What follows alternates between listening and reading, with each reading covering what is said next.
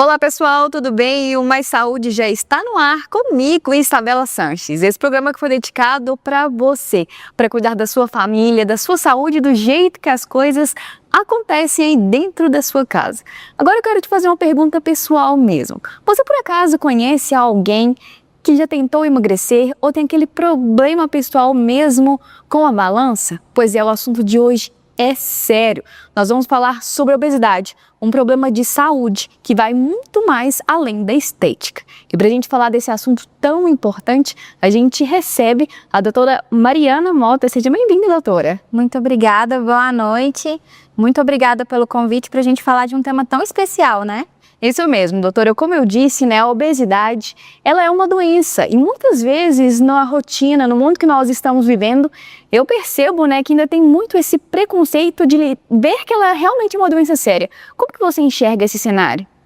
Bom, uma coisa que a gente tem que avaliar é que hoje é reconhecida pela OMS como uma doença crônica, multifatorial, uma doença extremamente recidivante. E é muito fácil a gente falar que a obesidade é uma falta de caráter, uma falta de força de vontade. E uma coisa que eu prezo muito na minha consulta é isso, um olhar mais individual, um olhar que aquela pessoa, ela passou por muita coisa até chegar na minha frente. E a gente entender isso, né? É isso mesmo, doutora. A gente vê muitas pessoas falando, ainda mais hoje, né, com tanto acesso à informação, a produtos, né, que às vezes a obesidade está ligada à falta de disciplina, de força de vontade. Mas o que assim se explica realmente, né? A obesidade realmente é uma doença genética?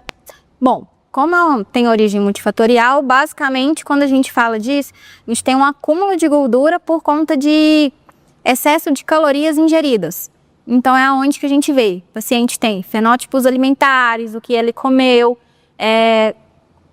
Temos as obesidades genéticas que são mais raras. E hoje a gente também está vendo sobre comer emocional, falta de atividade física, o próprio sedentarismo, tudo age nessa parte. É isso mesmo, doutora. Em um mundo, né, onde a gente fala aí tanto de saúde mental, a obesidade também tem esse lado emocional? Tem, a gente, inclusive saiu em 2024, se eu não me engano, um artigo da Mayo Clinic, que eles avaliam 4 fenótipos alimentares e entra o comer hedônico, o comer emocional, que é onde a gente tem tratamentos hoje que agem nesse ponto, como por exemplo a naltrexona com bupropiona, as próprias canetinhas emagrecedoras, elas agem nesse sistema de recompensa alimentar. E já nesse lado mesmo, né, da saúde mental, com a obesidade, a pessoa, né, que tem esse problema mesmo de saúde, ela tem sérios problemas também emocionais, falta ali daquela socialização, às vezes ela recebe também algum tipo de preconceito? Sim, muita gente chega assim no consultório, Mariana, eu quero servir naquela roupa, ou então até é sedentária por não se adequar à academia, por exemplo.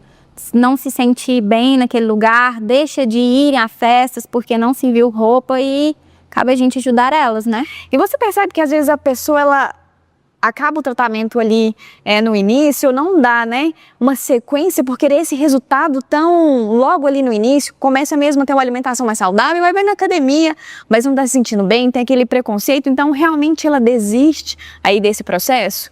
Bom, quando a gente fala em obesidade, a gente tem que entender que o corpo quer que você volte àquele peso que você tem, que é o que a gente chama de set point metabólico. Cada quilo que a gente perde,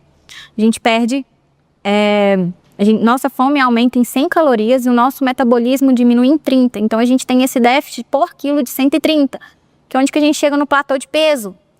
E ele vai tentar ao máximo a voltar ao peso que tinha antes. Então, é importante a gente entender que se não mudar os hábitos alimentares, se a gente não melhorar a atividade física, não mudar como um todo, a gente fala que é um giro de 360.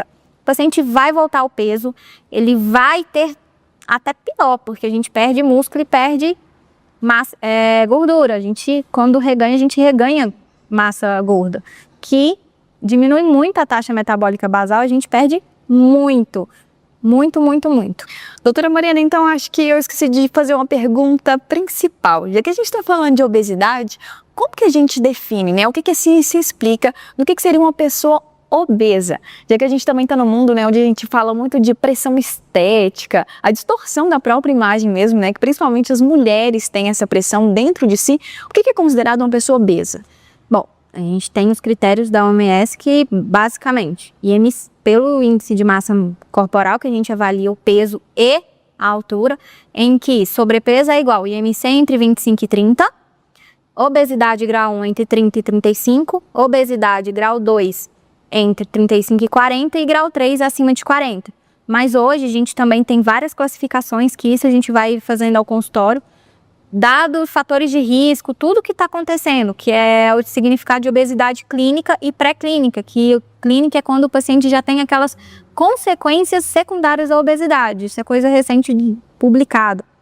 E a gente sempre vai entendendo aos poucos a patologia. Doutora, em alguns dos quesitos, você falou também que a obesidade, em alguns casos, ela também está ligada ali a fatores genéticos, né? Eu queria que você explicasse um pouquinho mais aí sobre essa questão genética. A pessoa, ela pode nascer já ali com essa genética mesmo para ser obesa, ou porque tem um histórico familiar, ou ao longo da vida, né, ela começa a ter hábitos alimentares, né, mais diferentes. Como que é todo esse cenário da obesidade? Bom, quando a gente fala disso, a gente tem é uma doença poligênica em que o próprio ambiente ele pode atrapalhar naquele paciente. Por exemplo, a família é toda obesa.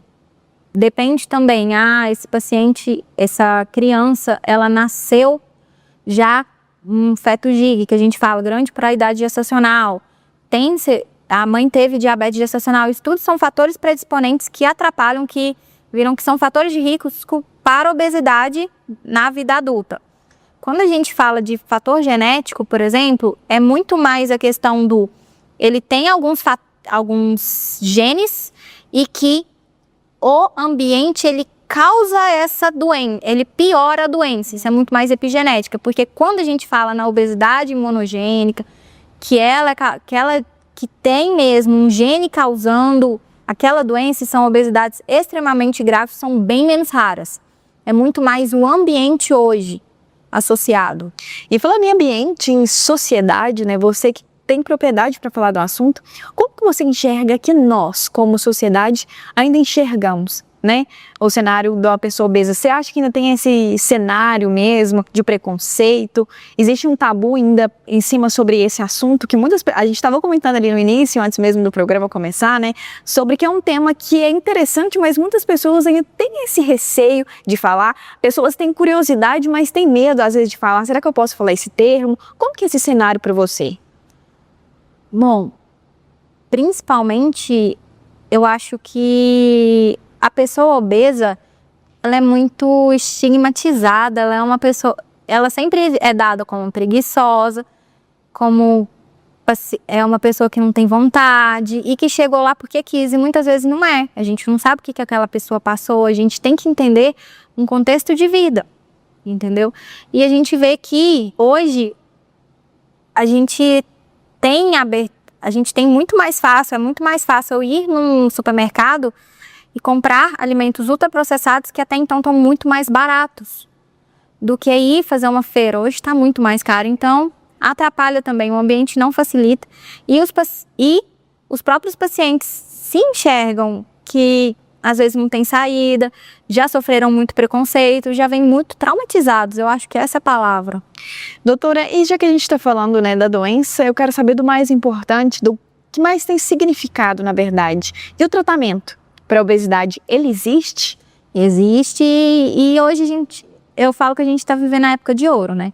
Mas antes de falar de qualquer tratamento, a gente tem que fazer uma base muito boa. Eu falo que a gente tem que seguir 5 pilares de tratamento. Porque sem a gente ter uma base muito boa, sem a gente ter esse acompanhamento multi, tudo, não adianta eu entrar, por exemplo, com as canetinhas. Eu não gosto muito dessa palavra porque é um termo pejorativo, mas a gente tem que entender que o paciente tem que comer bem, então, déficit calórico, ingesta adequada de proteínas, evitar ultraprocessados, é muito importante. Beber água, fundamental. Atividade física em que a musculação associada ao aeróbico, que é a caminhada, a bicicleta, eu brinco com os pacientes. Você precisa se mover para poder garantir um melhor resultado. Além disso, gestão do estresse, sono, dormir bem, emagrece, porque a gente diminui cortisol, a gente diminui vários hormônios do estresse e que aumenta a resistência insulínica. E o que a gente tem hoje, mais de recente, são os análogos de GLP-1, GLP-1 GIP, que são as canetinhas. Essas medicações vieram para revolucionar o tratamento. Doutora, é isso mesmo. Como eu disse no início do programa, esse programa foi dedicado para o pessoal de casa mesmo. É o consultório que está literalmente aberto, então eu quero fazer uma pergunta que eu sei que o pessoal de casa está querendo saber, que realmente as polêmicas, né, das canetinhas emagrecedoras. Qual que é o seu ponto de vista? Você acha que as pessoas, elas estão agora com essa cabeça, já chegam aqui no consultório com receita pronta? Doutora, eu quero emagrecer com as canetinhas porque é mais fácil, é mais prático, vai me dar um resultado ali mais rápido, né? A gente tem essa necessidade mesmo de querer o resultado instantâneo. Então, elas vieram para revolucionar. A gente tem duas classes principais, são análogos de GLP-1 e análogos de GLP-1 GIP. Tem resultado sim, só que elas sozinhas não adiantam. Elas vêm... Muitos pacientes falam assim, não, o que elas fazem é eu queimar mais gordura. Não, elas basicamente vão diminuir o esvaziamento gástrico, dar maior saciedade, diminuir a sua fome para você conseguir fazer o déficit calórico. E o que eu falo, nenhuma medicação faz milagre. Se a gente não adequar aos pilares do tratamento, se a gente não pegar firme, tanto na dieta, exercício físico, mudança de hábito, não vai perder peso. E o principal, não vai ser duradouro. Mas atualmente, hoje, elas são indicadas realmente para esse tratamento da obesidade. A gente vê nas redes sociais, né, muitas pessoas postando quanto elas estão emagrecendo em um curto período de tempo. Isso é saudável? Bom, eu falo que nada de imediatismo é saudável, né? O que a gente precisa entender elas têm indicação, já saiu, já tem, inclusive a gente tem diretrizes que falam isso. Que tem indicação em caso de IMC acima de 30, quando são refratários a medidas clínicas, e o IMC acima de 27 associado a alguma consequência. Por exemplo, pressão alta, diabetes, esteatose hepática, todas são tratamento. E entender também que isso é um tratamento. Não adianta eu falar, vou perder 4 quilos, usar um mês. Não, não é assim. E perder peso muito rápido, a gente acaba perdendo músculo. Perdendo músculo, a gente perde saúde. Então, o ideal é a gente perder peso de maneira saudável e gradativa. Eu falo, cada paciente é um. Então, eles vão respondendo. Cada paciente responde de alguma forma. Tem paciente que perdeu 4 quilos, tive paciente que não perdeu tanto. Por quê? Também depende do que mudou, do que fez. Doutora, eu sei que o assunto tá muito bom, né? Mas eu vou deixar o pessoal de casa refletir um pouco sobre esse assunto que é tão necessário, né? Nossa. Pessoal, não sai daí que a gente volta já já. A gente vai para um breve intervalo. A saúde já está de volta e o assunto no momento é obesidade. Assunto tão necessário que vai muito mais além da estética. A gente está conversando com a doutora Mariana, né? Ela está aqui conversando sobre os tratamentos. Antes do intervalo, a gente está falando sobre os tratamentos. E eu queria te perguntar sobre exatamente a sua última palavra, sobre a comparação. Você acha que essa necessidade de sempre se comparar, principalmente agora com a era digital, a gente tem, né, essa mania mesmo de se comparar com os influencers, com as pessoas mais famosas. Então a gente quer realmente essa necessidade de emagrecer mais rápido, se comparar e acaba fazendo um pouco mal? Bom, essa parte de comparação eu falo com os pacientes. Acho que as redes sociais vieram para ajudar muito. Temos muitas influenciadoras que ajudam, mas vou ser sincera, a maioria atrapalha, porque a título de comparação, a gente se depara com muitos corpos irreais. E cada corpo é um corpo, cada indivíduo responde de alguma forma. E assim, a pessoa real, a mulher, o homem real que vive trabalhando, será que vai demandar o tempo como que eu posso dizer, de ir para a academia daquela quantidade, aquela dieta naquele valor? Peraí, eu falo, o básico funciona e não se compare, compare com você mesma. Tire uma foto antes do tratamento, faça um checklist dos seus objetivos, veja o que mudou, veja o que deu certo, porque isso é o principal motivador, não as redes sociais. Doutora, já que a gente está falando sobre tratamento, né, você já deu aí várias dicas valiosas, que eu tenho certeza que, como eu, o pessoal de casa já anotou, mas eu quero saber sobre a importância de ter profissionais como você. Aqui na CEMAP, né, vocês são uma união, na verdade, né, de multiprofissionais. Você acredita que essa união, essa cadeia de multiprofissionais ajuda nesse processo? Sim, eu costumo dizer que o endocrinologista é como um maestro dessa orquestra. em que ele vai organizando, a gente vê o que dá certo e vê o que não deu, e junto com os outros profissionais nós garantimos o melhor resultado daquele paciente. Por exemplo, o nutricionista faz um plano alimentar personalizado para aquele paciente a partir da sua rotina. O educador físico vai indicar qual a melhor atividade física, a depender da limitação de cada paciente, do que aquele paciente pode. Tem pacientes que têm osteoartrose ou que têm alguma dor articular. O fisioterapeuta está aqui para ajudar, para reabilitar aquele paciente. Como eu falei, a questão de saúde mental hoje está muito, como se diz, está muito grave. O psicólogo entra para ajudar também. E não só outros profissionais de saúde. O endocrinologista precisa de colegas médicos também, porque a obesidade é fator de risco para múltiplas doenças. Por exemplo, é fator de risco para pressão alta, precisa do cardiologista, é fator de risco para apneia do sono, precisa de um pneumologista. Então a gente precisa de um cuidado que a gente fala integrado, até transdisciplinar. Doutora, então é válido a gente ressaltar que não é um caminho solitário, né? Muito pelo contrário, é uma união. E acaba que aquele paciente ele se sente mais seguro, mais confortável, né? Quando ele sai dessa zona de tristeza mesmo, né? De sentir só, e encontra profissionais como vocês. Sim, eu costumo falar para o paciente que encontra no consultório um lugar de cuidado. É um lugar de acolhimento em que o paciente sente o consultório como um lugar seguro e que ele pode falar suas inseguranças e a gente entender o que está causando aquele desconforto no paciente, aquela demanda dele, e a gente sempre tenta suprir. Cada vez mais, por isso que é um acompanhamento, porque é uma doença crônica. Doutora, e o acompanhamento, ele é pro resto da vida, tem que dar dando manutenções, né? Porque a gente vê também muitas pessoas que têm aquela briga com a balança desde sempre, né? Aquele famoso efeito sanfona. Por isso que é tão importante também, né? Esse acompanhamento para se manter estável. Como que funciona tudo isso, o efeito sanfona? Sim, o que acontece? Quando a gente tem uma perda de peso muito rápida, esse efeito sanfona ele ocorre. Por quê? A gente perde massa gorda, mas a gente perde massa muscular. E o músculo é o tecido metabolicamente ativo principal. É ele, o que é isso? Ele que gasta as calorias. E quando a gente diminui muito isso, a gente diminui o gasto energético, e se a gente não manter uma rotina muito importante, como se diz, uma alimentação muito boa, atividade física bem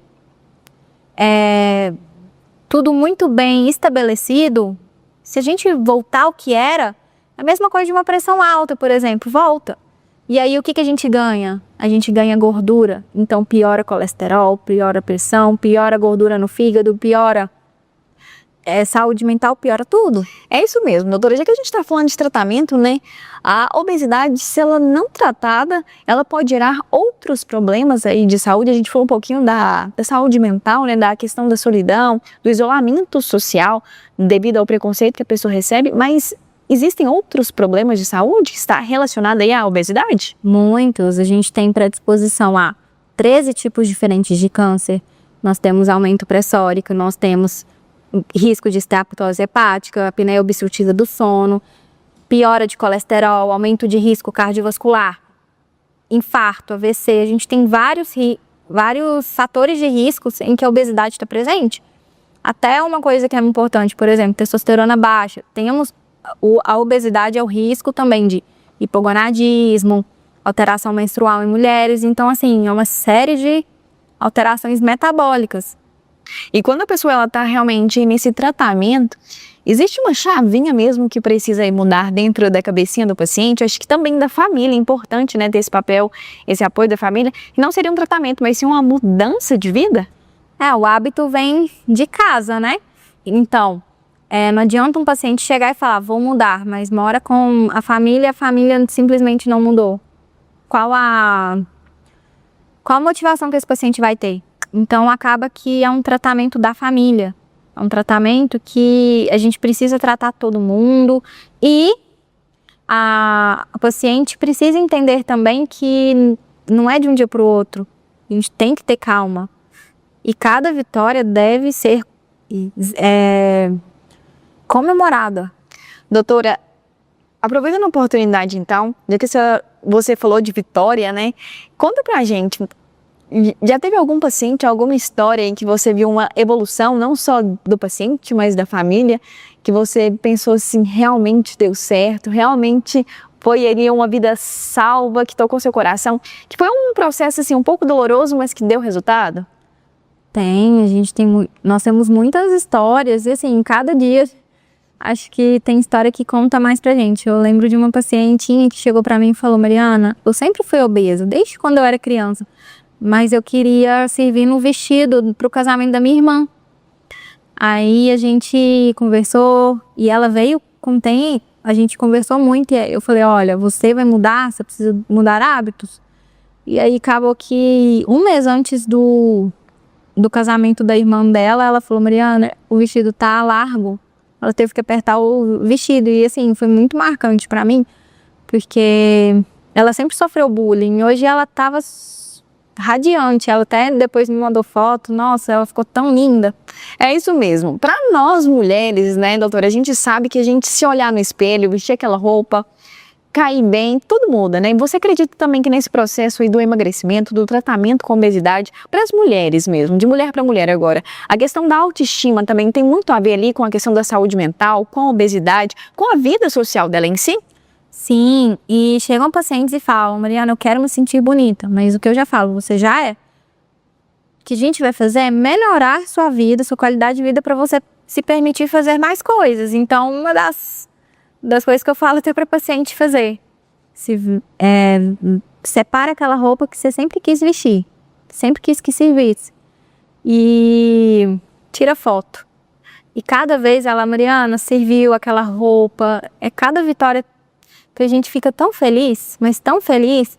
E é isso mesmo. E sempre se cuidar, sempre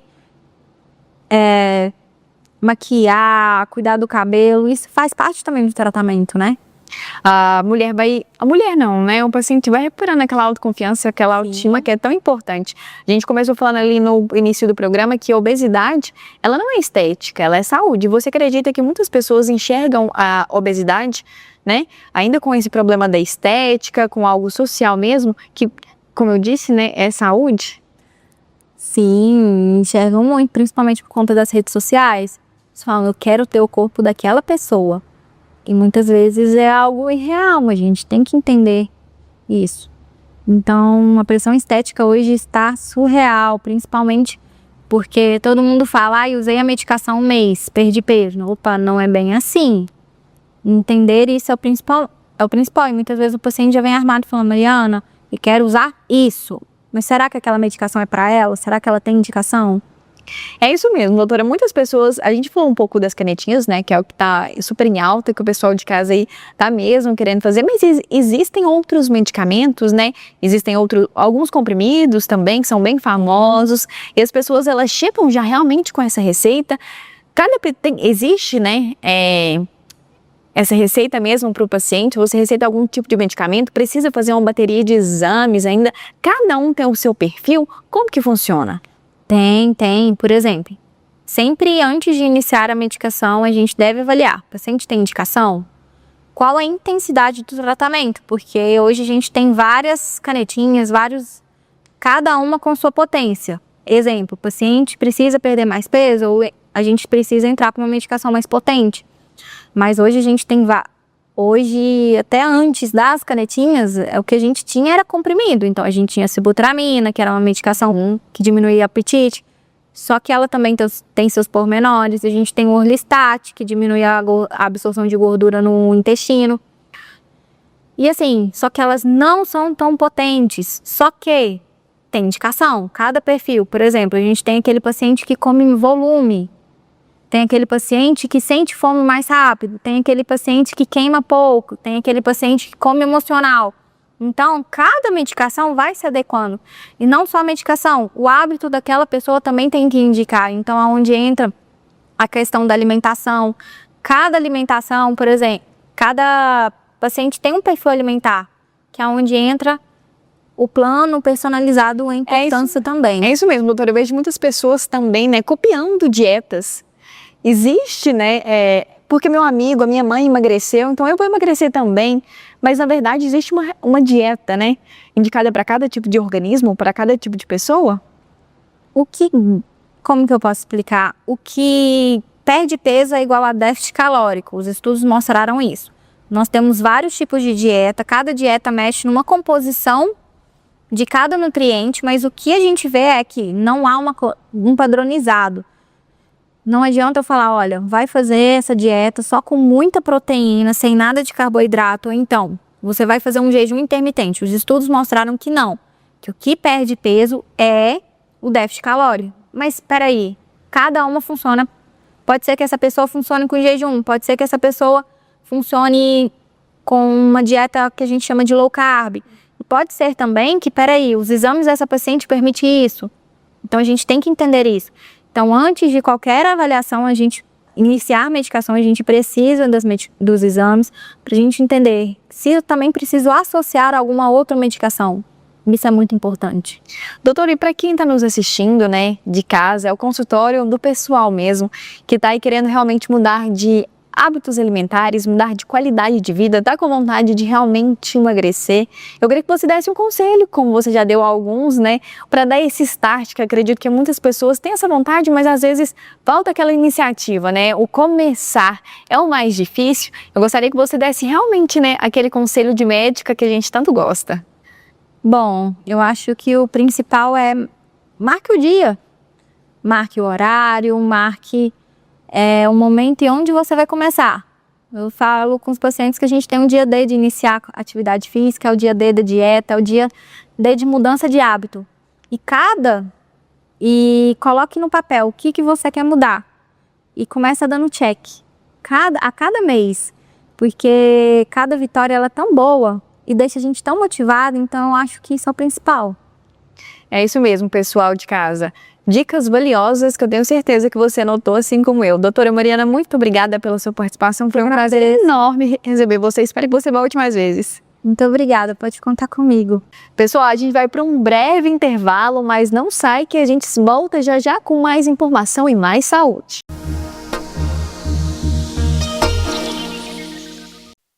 Olá pessoal, tudo bem? Estamos de volta com mais saúde diretamente agora aqui dos estúdios da NTV.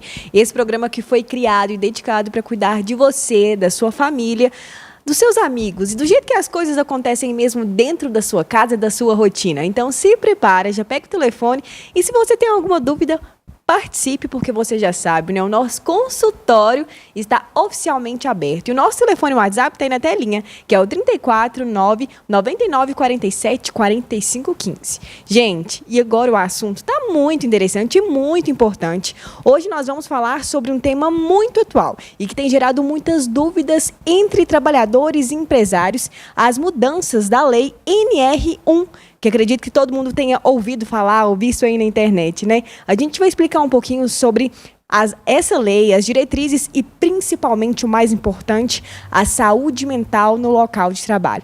E para falar sobre esse assunto, os cuidados que a gente deve ter, a gente recebe ele, que é o nosso convidado super especial, já de casa também, o nosso psicólogo, Jorge Luiz. Seja bem-vindo, Jorge. Obrigado pela oportunidade, a primeira vez aqui no estúdio, né, e é uma oportunidade também de falar mais uma vez sobre saúde mental de maneira geral, sobre essas atualizações que geram de fato dúvidas, questionamentos, mas também pavimentando o caminho aí para uma possibilidade de gerar uma crítica também, para a gente poder olhar com crítica sobre essas questões que aparecem. Porque existe uma premissa e uma promessa de que essas resoluções elas têm de fato uma efetividade. Sim. Mas será que essa efetividade é de fato significativa? A gente vai ter ganho para os trabalhadores nesse sentido? Então, e tentar entender individualmente como que isso tem se desdobrado aí. É isso mesmo, Jorge. A gente está aqui realmente para esclarecer e tirar as dúvidas e, de alguma forma, ajudar o pessoal de casa. O consultório está oficialmente aberto e a consulta é gratuita. A gente ouviu falar nas redes sociais, nos nossos telejornais aí durante a última semana, sobre essa atualização dessa lei, que fala, né, sobre a proteção também à saúde mental no local de trabalho. Mas para a gente começar de forma clara, Jorge, conta para a gente o que seria essa saúde mental no local de trabalho, porque nós mesmos ficamos mais no nosso local de trabalho do que em casa, né? A importância disso, como que a gente consegue entender? Será que eu estou com uma saúde mental boa? Será que eu consigo permanecer nesse local de trabalho mesmo? Porque gera muitas dúvidas, né, do nosso dia a dia, da nossa vida pessoal. Como que a gente consegue distinguir isso tudo? Todas as relações humanas são passíveis de prejuízo. Pode ser no contexto familiar, num grupo de amigos ou no trabalho, um relacionamento, um casal. Sempre em algum momento existe um risco de prejuízo. Quando a gente pensa em criar normas para poder resguardar direitos, para poder proporcionar e garantir direitos para o trabalhador e implementar essa história toda de saúde mental, a intenção é muito boa. Só que a gente também precisa ter consciência que a aplicabilidade disso é um pouco mais complexo. A gente pensa assim, sei lá, se eu colocar numa lei por escrito que isso e aquilo está garantido, parece de fato que vai ser profundamente efetivo. Só que a gente precisa olhar de uma maneira um pouco mais questionadora para isso, porque é fácil demais identificar os problemas. É muito tranquilo eu entender o que pode ser problemático num relacionamento a dois, no que pode ser problemático numa relação de mãe e filho, o que pode ser problemático num ambiente de trabalho. É fácil que isso seja identificado. Agora, na prática, o que envolve, toda a mobilização que envolve tentar transformar isso em algo que realmente surta um efeito em termos de saúde mental para o trabalhador, já é um passo um pouco mais complexo. E às vezes, dependendo da forma que isso é tratado, pode gerar o efeito contrário. Porque se eu crio um olhar de observação e de tutela sobre todos os problemas que podem ou não acontecer dentro de um ambiente de trabalho, e se de repente o trabalhador começa a sofrer uma retaliação diante de alguma coisa que foi observado, ou que foi denunciado, ou que foi simplesmente falado. Então, por trás de todo esse cenário bem intencionado, nós aqui, aí no meu caso como psicólogo, eu sempre convido a olhar o que está por trás disso. Assim como as coisas que a gente vê na internet, que são muito boas, que muitas vezes a pessoa se identifica e fala, nossa, aquilo ali é exatamente o que eu precisava.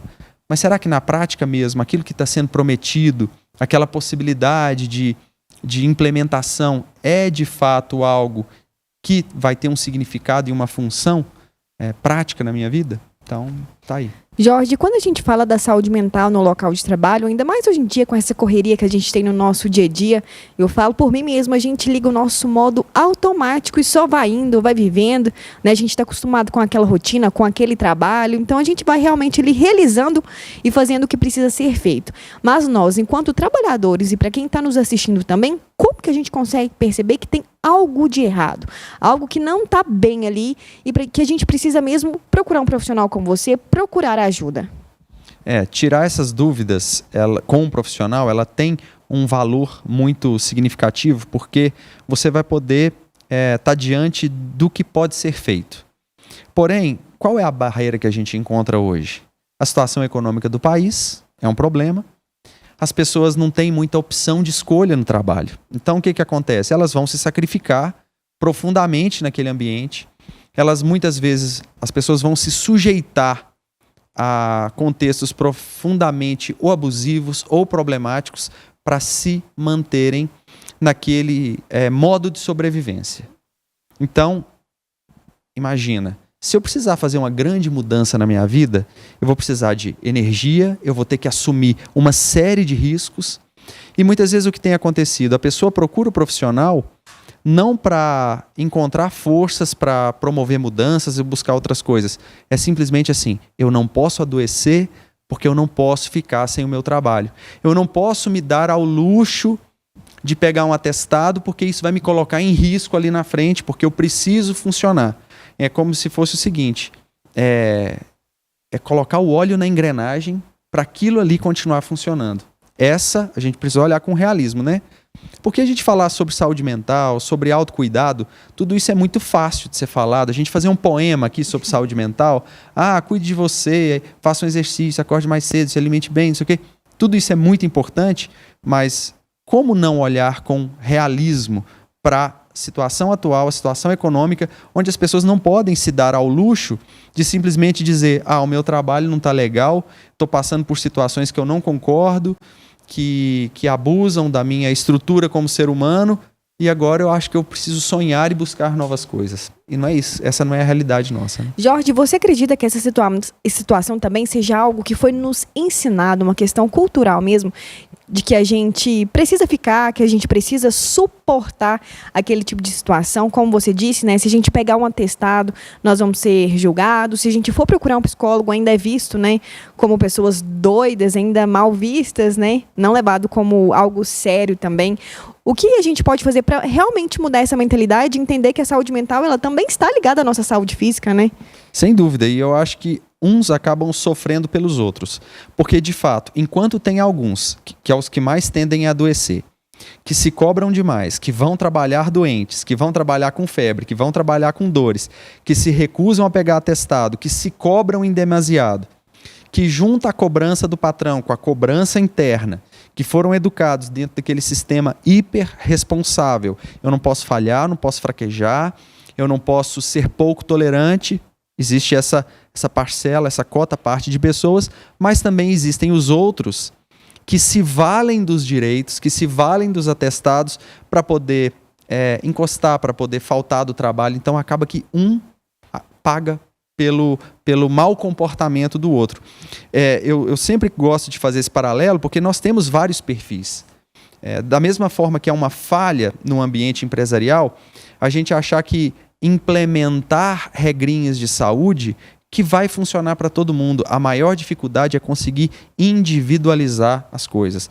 É possibilitar uma conversa individual. Porque normalmente como que se tratam questões relacionadas ao estresse, ao esgotamento ou à sobrecarga?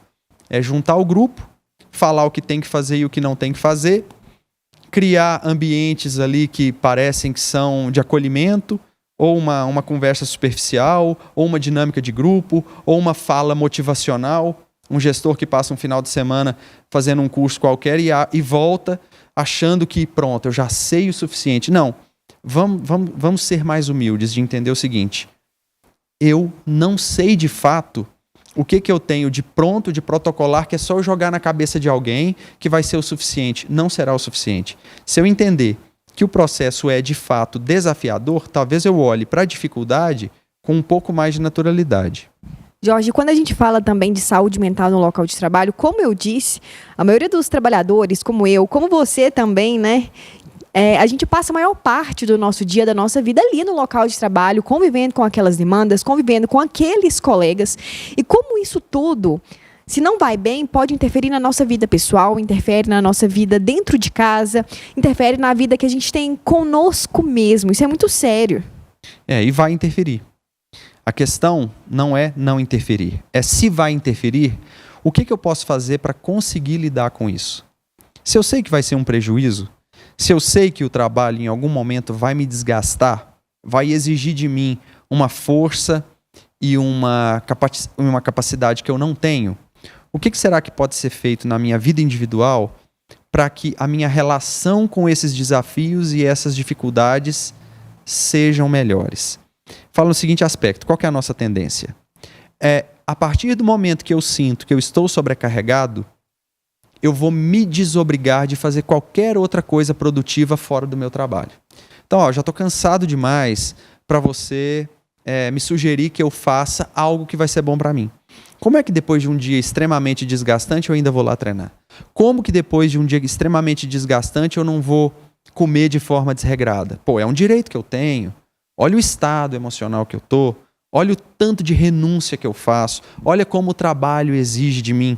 Então eu acabo mergulhando tendências, né, aos vícios, às codependências, às dependências, seja de compra, seja de droga, seja de álcool, que muitas pessoas fazem muito essa compensação. Utilizam o álcool como remédio. Eu trabalho de segunda a sábado num regime extremamente desgastante, pesado, então no final de semana eu preciso beber até me descontrolar por completo, porque é um direito que eu tenho, tendo em vista o esforço que eu faço. Essa dinâmica, ela parece que alivia e é uma solução, que muitos infelizmente usam, mas na prática acaba aumentando muito mais o prejuízo. A relação com o trabalho fica mais pesada, a relação com o cuidado individual, né, começa a se desmantelar ali por completo.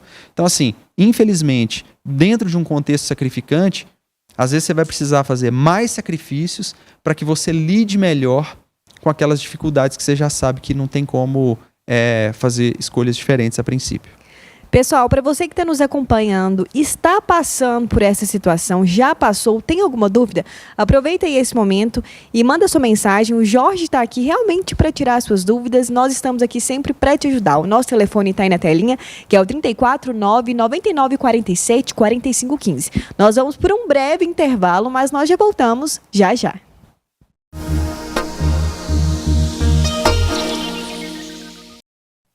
Estamos de volta com mais saúde e o nosso tema agora é o tema do momento, um tema super atual, que é a importância da saúde mental no local de trabalho. Nós estamos aqui tendo um bate-papo mesmo com o psicólogo Jorge. Jorge, a gente estava falando, né, sobre as diretrizes aí da saúde mental no local de trabalho, mas uma coisa muito importante que você já falou em uma fala sua também é sobre como cada pessoa é individual e que a gente precisa ter esse olhar atento, né? Cada pessoa se sente bem em um determinado local, cada um se adapta de algum jeito, né? Tem alguns que vivem com pressão, tem alguns que gostam mesmo dessa adrenalina, dessa pressão e outras pessoas não se sentem. Como que a gente pode conseguir se enxergar, se olhar e entender que está tudo bem também, a gente não está não estar certo ali naquele lugar, não se sentir bem, não se sentir confortável. Porque imagina uma pessoa que se cobra muito, ela vai entender assim, eu preciso dar conta de qualquer ambiente. Eu preciso sobressair diante de qualquer demanda. Então, tudo que chega para mim, eu necessito sentir que consigo executar e levar até o final. Só que existem perfis de trabalho que não se aplicam a certos perfis de pessoa. E mesmo que haja esse questionamento, mas eu não estou podendo escolher, mas que essa pessoa ela tenha condições de entender que o adoecimento pode ser em virtude de não combinar com aquele tipo de trabalho ou não combinar com aquele tipo de dinâmica. Tem algumas empresas que oferecem para os trabalhadores, e que seja na melhor das intenções, algumas dinâmicas, alguns funcionamentos, algumas atividades na intenção de melhorar a saúde mental. Só que muitas vezes a falha dos gestores é achar que aquilo ali, ao ser implementado, que vai surtir um resultado satisfatório para todo mundo. E às vezes não.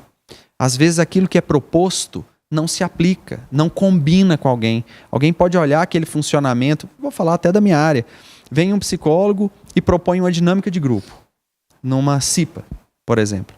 E aí, uma turma vai se adequar, vai se divertir, vai interagir, vai integrar.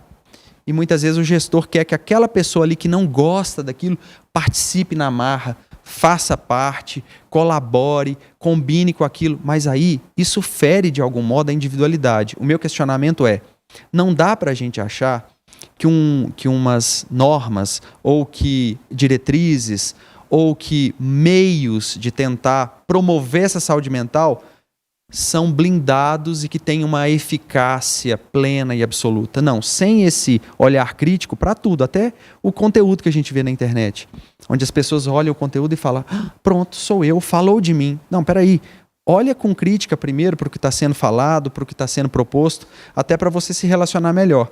Senão, o simples fato de você não se adequar vai fazer você achar que é você que está errado, e não necessariamente. A gente pode sim não conseguir funcionar bem em determinados contextos. E tá tudo bem, né, Jorge? Tá tudo bem do ponto de vista que tá tudo bem, mas às vezes isso desdobra para uma angústia. Sim. Mas vamos tratar isso, né, também com naturalidade. E falando no tratamento e na tranquilidade, quando a pessoa realmente liga aquele sinal de alerta que precisa de ajuda, que não tá bem, que tá com esse estresse, com essa ansiedade mesmo devido ao local de trabalho, e quando a gente fala da atualização da lei, quando a pessoa vai procurar o profissional, seja você ou outro, né, durante dessa área mesmo, é difícil a gente comprovar que seria aquele local de trabalho mesmo que tá fazendo mal para aquela pessoa, que não está indo bem. Existem essas regras também, porque eu acredito que os trabalhadores têm esse medo, esse receio. E eu não estou bem, mas eu não vou procurar ajuda porque tem aquele preconceito também. Na verdade, é importante, às vezes, até o esclarecimento. Aquilo que faz mal, aquilo que você sentiu que faz mal, não é uma impressão. É real. Então isso vale para dentro de uma família, para um relacionamento a dois.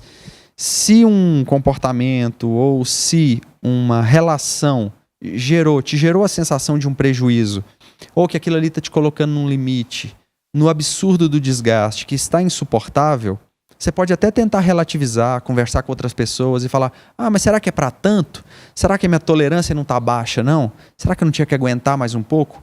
Mas vai até um profissional e conversa sobre aquilo que te faz mal, com a liberdade que você tem de dizer aquilo que para uma maioria das pessoas pode parecer uma bobagem, para mim pareceu estranho e está me prejudicando, está me gerando sofrimento. Esse sofrimento ele é autêntico. Então, poder, com liberdade, falar a respeito disso, porque muitas vezes as pessoas conversam entre amigos e alguém fala assim: ah, que bobagem, todo mundo gostaria de estar no seu lugar, você está reclamando de barriga cheia, meu sonho é ter o seu trabalho. Agradece, porque muitos têm um trabalho que você queria ter e alguns não estão aí desempregados, né? Então você está reclamando de barriga. Eu escuto muito esses comentários mesmo, em rodas de amigo, em famílias. É tentar forçar a gratidão no outro. Ô, fulano, você tem que ser grato, hein? Porque aquilo que você tem é bom sim e passa por cima do que está ruim e segue em frente porque é isso. Não, mas espera, se aquilo me incomodou e é genuíno, então por que não tratar disso? Por que não cuidar disso?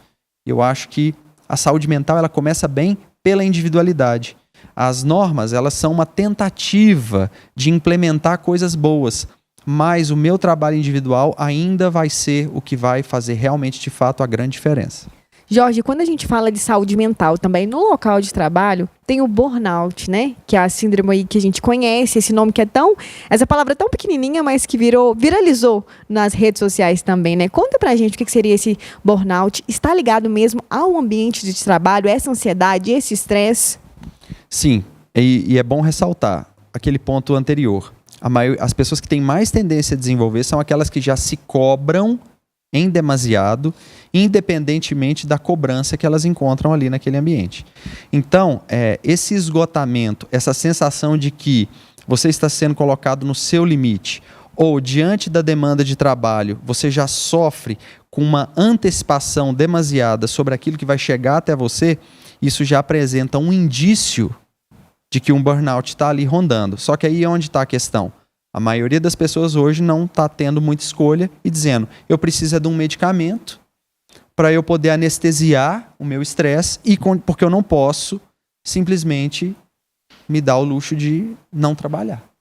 Jorge, a gente está falando muito do lado do colaborador, que acredito que seja quem está ali na linha de frente também, né, operando, tendo essas crises e que às vezes não tem todo o suporte, mas do lado do empreendedor ali, né, do dono da empresa mesmo, como que ele se enxerga tendo, né, vendo essas pessoas também tendo acesso a tanta informação agora, a questão da saúde mental, eles podem sofrer algum tipo de pressão também por conta disso?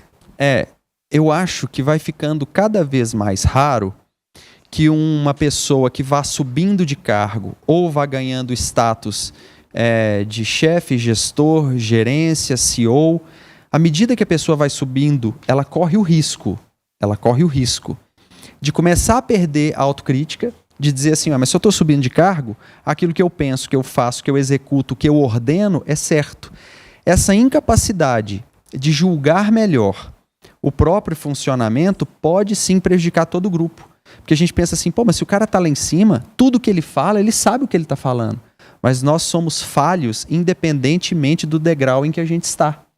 E eu acredito que se esse gestor fosse, ou esse líder, ou quem está lá em cima, fosse um pouco mais capaz de olhar para si com um pouco mais de bom senso, talvez ele esbravejasse menos regras, talvez ele começasse a respeitar melhor as individualidades e manejasse melhor as dificuldades, porque isso é extremamente importante. Se eu começo a achar que eu sei tudo do meu mais alto cargo, eu me torno uma pessoa incapaz de ouvir as demandas. E isso, a empresa precisa de pessoas. Se as pessoas não estiverem simpatizando com aquele acolhimento e aquela empatia por parte de quem está lá em cima, a tendência é que as coisas comecem a não funcionar bem. E aí, um fica jogando na conta do outro e fica todo mundo doente. E a instituição adoece, assim como uma pessoa individualmente pode adoecer. Jorge, quando a gente fala também da saúde mental, em procurar ajuda, em fazer terapia, como que funcionaria na prática um tratamento para quem tem essa síndrome de burnout mesmo, ou para quem está já gerando esse estresse, essa ansiedade? O primeiro passo é sair da empresa mesmo, correndo, sem olhar para trás. É, primeiramente, procurar uma ajuda, um psicólogo, fazer uma terapia. Como que funciona esse tratamento para essa pessoa voltar a ser feliz e em paz mesmo? Esse é o grande ponto, né? A partir do momento que existe uma liberdade, porque a gente já entendeu que fora do contexto de consultório, muitas vezes nós não encontramos essa liberdade. Nós encontramos pessoas ou nos criticando, ou nos adulando, ou nos medicando. Ah, por que você não faz assim? Ah, mas eu acho que você deveria fazer assado. A gente fica ouvindo uma série de sugestões e às vezes não escuta a própria história, não escuta a própria narrativa. Qual que é o meu medo? Por que novos riscos me geram tanta ansiedade? Por que eu estou, custe o que custar, tentando manter o meu padrão de vida? Por que eu não posso recuar profissionalmente? Se a gente pelo menos encontrar a liberdade de falar sobre isso, nós estamos dando um ótimo primeiro passo nesse sentido de cuidar da saúde mental em relação a todas essas exigências financeiras e afetivas que a gente está inserido. Jorge, do ponto da psicologia mesmo, curiosidade, por que nós, seres humanos, a gente tem essa resistência mesmo com o novo, com a mudança? Por que a gente se trava? E às vezes ver uma oportunidade de emprego e pensar, vou mandar meu currículo, vou tentar algo novo, mas eu já estou aqui há 10, 3, 2 anos, eu não quero sair dessa comodidade sabendo que está me fazendo mal. E seja em todas as áreas da vida mesmo, né? Seja de um namoro, de um relacionamento, em mudar de casa, de cidade, por que a gente tem tanta resistência? Porque, a princípio, a gente pensa na mudança como uma solução plena. A gente pensa na mudança como alívio. Se isso mudasse, seria aliviador. Se eu estivesse num outro relacionamento, alívio total. Se eu estivesse em um outro emprego, alívio total. Só que à medida que a gente vai tendo consciência que a mudança envolve novas dificuldades, novos repertórios, novas relações, a gente vê o trabalho que dá e fala, nem sei se eu quero tanto mudar, não. Porque a hora que eu tomo consciência de novas dificuldades, eu penso, talvez é melhor eu me adaptar às antigas do que construir novos saberes para novas dificuldades. Então, eu recuo. É o nosso funcionamento natural, mas é possível. Jorge, eu sei que tem muita coisa para a gente falar sobre esse assunto. É a primeira vez sua aqui na nossa casa nova, né? Mas você sabe que estamos sempre de portas abertas para recebê-lo, já é nosso parceiro. Muitíssimo obrigada aí pela sua visita, né? Pelo nosso bate-papo. Aproveita, né? E deixa para o pessoal de casa o seu Instagram, acredito que esteja na telinha também. Para quem esteja passando por algum problema, né? Agora vocês sabem aonde procurar ajuda. O Instagram é Jorge Luiz com Z, _Borges, e o telefone é 34 98854-2001. Dúvidas, questionamentos, se alguém quiser retomar o tema que a gente falou aqui, está de portas abertas essa comunicação aí. Muitíssimo obrigada pela sua participação. E para você aí de casa, meu agradecimento muito especial, né, pela sua companhia. É sempre um prazer fazer parte aí das suas terças-feiras e de alguma forma tentando te ajudar. Então, muitíssimo obrigado. Eu volto semana que vem.